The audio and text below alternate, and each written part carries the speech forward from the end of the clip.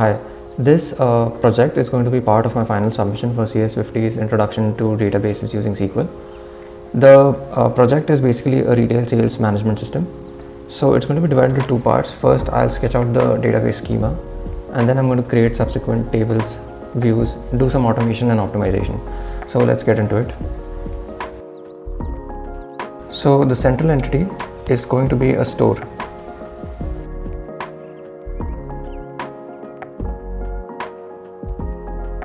Right, so overall, these are the kind of tables that I would want for the project.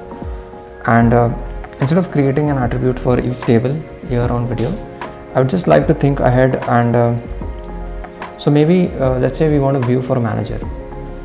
So that view is going to be about employee performance, let's say. So for that, we only need the employees table and let's say the sales table, right? So we can measure the employees' performance by the amount of sales they have made. So let's just make the attribute for those two.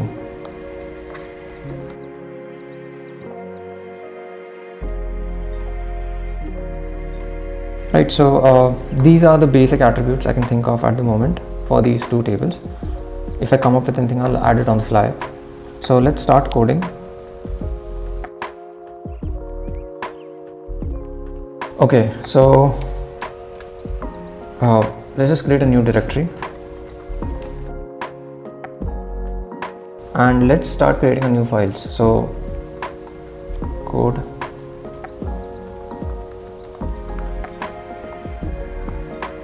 Right, now we'll create these two tables.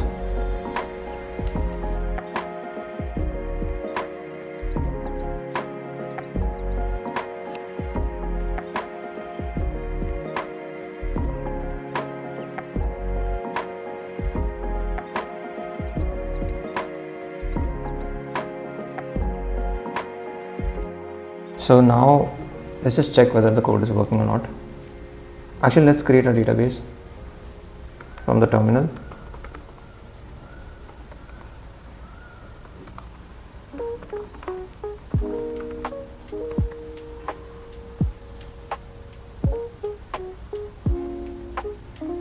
Okay, everything seems to be working fine. Let's look at the schema.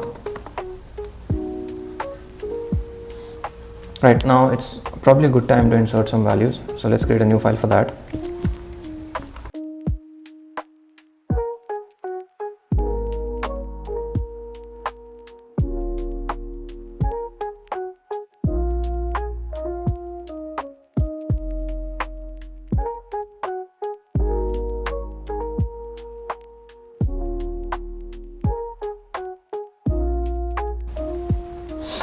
Right, now let's see if it works.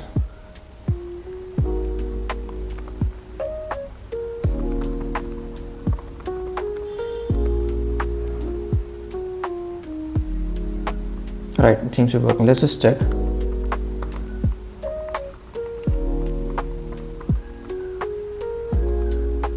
Right, so we have our tables made. Now let's make our views. So for the view, we want some stuff from the employees table and some from the sales table. And we probably just need the amount column from the sales table. So I'll just do a left join.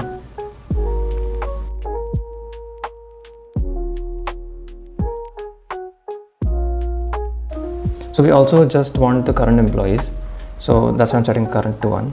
And I should probably say e.current because it's an employees table.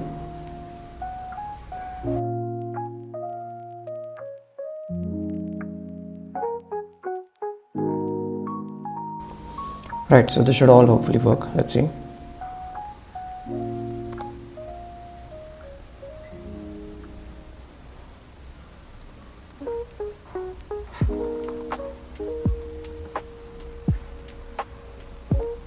Right, so it works. Let's have a look at the table. The view actually.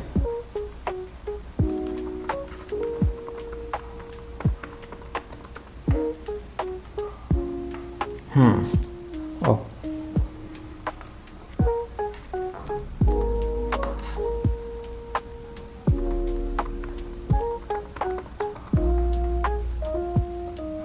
Right, so this is the view that the manager is going to see. He's not going to see all the details from the underlying table. Now let's create some triggers. So let's say the manager wants to, let's say fire Amy. So in that case, we want Amy's name to disappear from the view, but not from the table. So we are doing a soft deletion. Inside the table, the current column and the bit in the current column will just flip from a 1 to a 0. So we don't really delete any data in the actual table, just from the view. So let's create that trigger.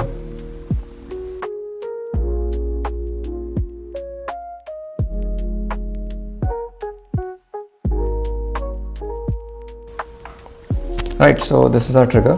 Let's see if it works.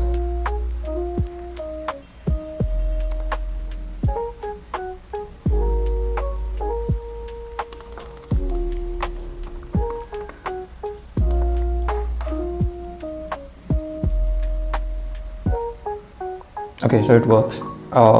Let's actually see it in action now. So let's delete from employee performance. So that view.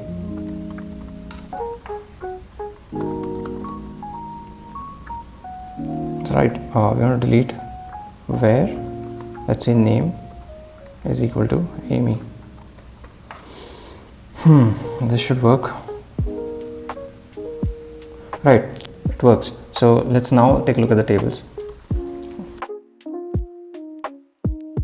Right, so Amy is deleted from the view. Now let's see what's happening in the underlying table.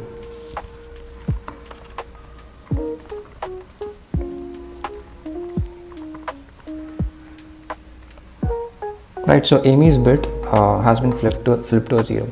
So this is a very simple trigger, but this is it for the video. I'll add more triggers.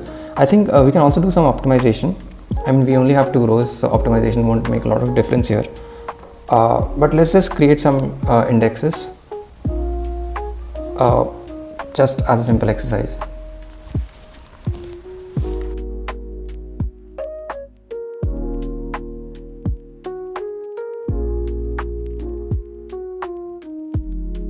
Okay, so I've created an index, and it has a covering index and a partial index. It's not going to make a lot of difference actually, but let's just test it.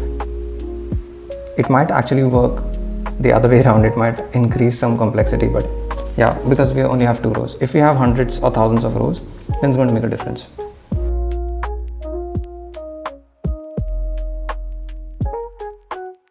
Yeah, so we have like almost 0, but it doesn't really, these numbers don't make sense for 2 rows.